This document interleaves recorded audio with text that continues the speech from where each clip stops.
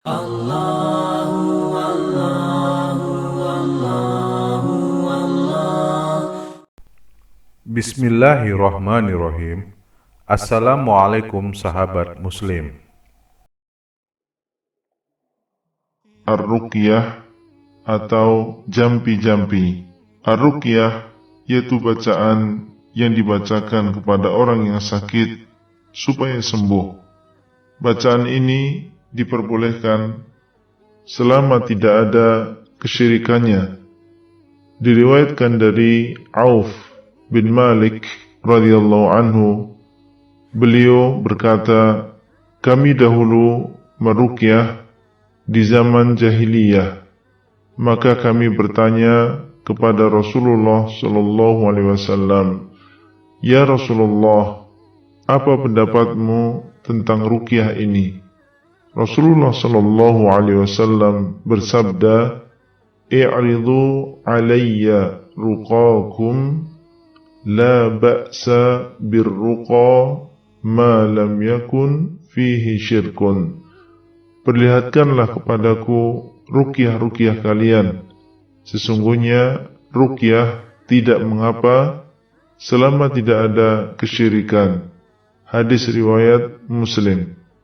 Ruqyah yang tidak ada kesyirikan adalah seperti ruqyah dari ayat-ayat Al-Quran, dari doa-doa yang diajarkan Nabi Sallallahu Alaihi Wasallam, dan ini lebih utama, atau dengan doa-doa yang lain yang diketahui kebenaran maknanya, baik dengan bahasa Arab maupun dengan selain bahasa Arab.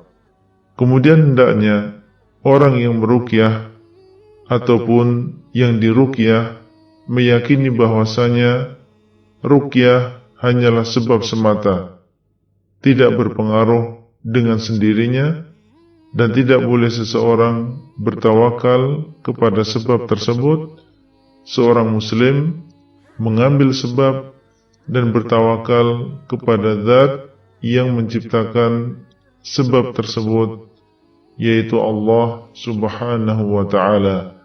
Ruqyah yang mengandung kesyirikan adalah jampi-jampi atau bacaan yang mengandung permohonan kepada selain Allah Subhanahu wa ta'ala, baik kepada jin, wali, atau selainnya.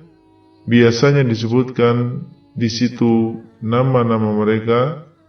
Tidak jarang jampi-jampi seperti ini dicampur dengan ayat-ayat Al-Quran atau dengan nama-nama Allah Subhanahu wa ta'ala, atau dengan kalimat yang berasal dari bahasa Arab, dengan tujuan untuk mengelabui orang-orang yang jahil dan tidak tahu.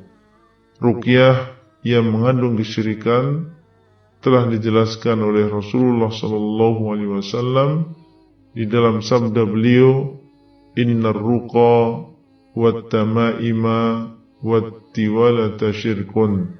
Sesungguhnya jampi-jampi, jimat-jimat, dan pelet adalah syirik. Hadis riwayat Abu Dawud dan Ibnu Majah, dan disahihkan oleh Syekh Al-Albani rahimahullah. Berdoa kepada selain Allah Subhanahu wa ta'ala adalah syirik besar. Berdoa kepada Allah adalah seseorang menghadap Allah Subhanahu wa ta'ala dengan maksud supaya Allah mewujudkan keinginannya, baik dengan meminta atau dengan merendahkan diri, mengharap dan takut kepada Allah Subhanahu wa ta'ala.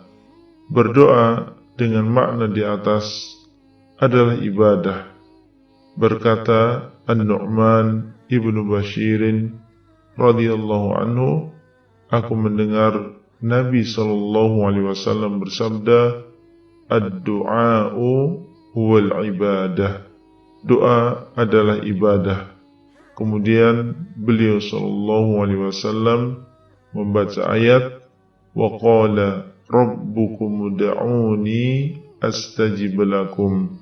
Innal ladzina yastakbiruna an ibadati sayadkhuluna jahannama dakhirin. Dan Rabb kalian telah berkata, berdoalah kalian kepadaku, niscaya aku akan mengabulkan kalian. Sesungguhnya orang-orang yang sombong dari beribadah kepadaku, mereka akan masuk ke dalam neraka jahanam dalam keadaan terhina. Surat Ghafir ayat yang ke-60. Dan hadis ini diriwayatkan oleh Abu Dawud, At-Tirmidzi, dan Ibnu Majah, dan disahihkan oleh Syekh Al-Albani rahimahullah. Dan makna beribadah kepadaku pada ayat ini adalah berdoa kepadaku.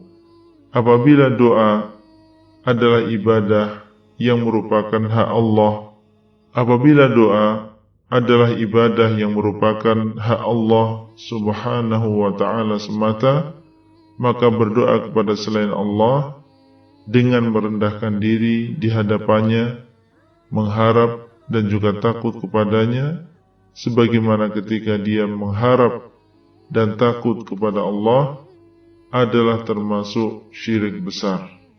Termasuk jenis doa adalah istighatsah, yaitu meminta dilepaskan dari kesusahan. Isti'adzah, meminta perlindungan. Dan isti'anah, meminta pertolongan. Apabila di dalamnya ada perendahan diri, pengharapan, dan takut, maka ini adalah ibadah yang hanya boleh diserahkan kepada Allah subhanahu wa ta'ala semata.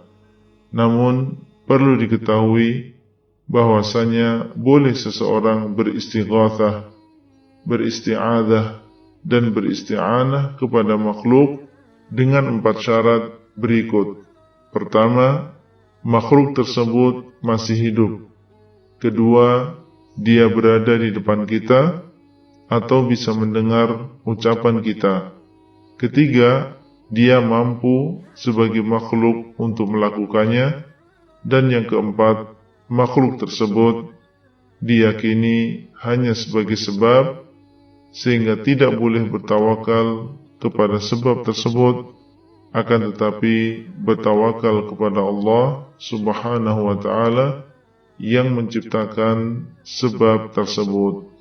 Orang yang beristighatsah, beristi'adzah, dan beristi'anah kepada orang yang sudah mati atau kepada orang yang masih hidup, akan tetapi tidak berada di depan kita atau tidak mendengar ucapan kita, atau meminta kepada makhluk perkara yang tidak mungkin bisa melakukannya kecuali Allah, maka ini termasuk syirik besar.